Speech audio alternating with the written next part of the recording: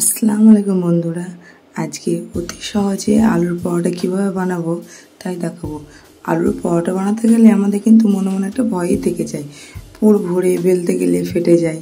তো সেই বেলা ছাড়া পুর ভরা ছাড়া অন্যরকমভাবে পরোটা বানানো যায়। চলো তাহলে স্টার্ট করি।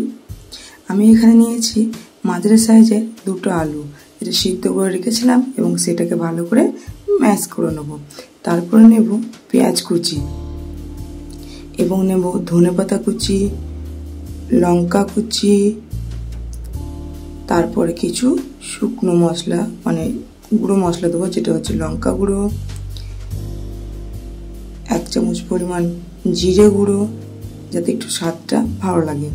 তারপরে দেবো হালকা হলুদ গুঁড়ো এবং স্বাদ মতো নুন দেবো। এখানে আমি নুনটা দেখাতে ভুলে গেছি, তবে স্বাদ মতো একটু নুন দেব। আর দেব 1 কাপ পরিমাণ ময়দা। এবার ভালো করে ডোটাকে মেখে নেব।